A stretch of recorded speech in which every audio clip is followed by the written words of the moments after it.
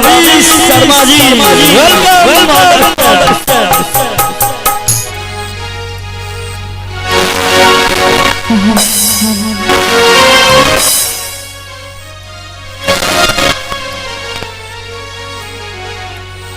प्रेम से बोली सांची दरबार की।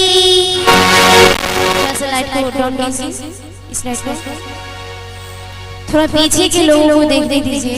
सावन का सीजन चल रहा है, सावन का महीना चल रहा है।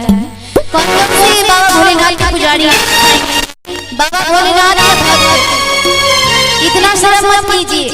डांस तो जिंदगी भर चलेगा, थोड़ा पुण्य कमा लीजिए, हाथ कमा उठा लीजिए प्यार से। सभी बोलो सांची दरबार की, बाबा भोलेनाथ की जय।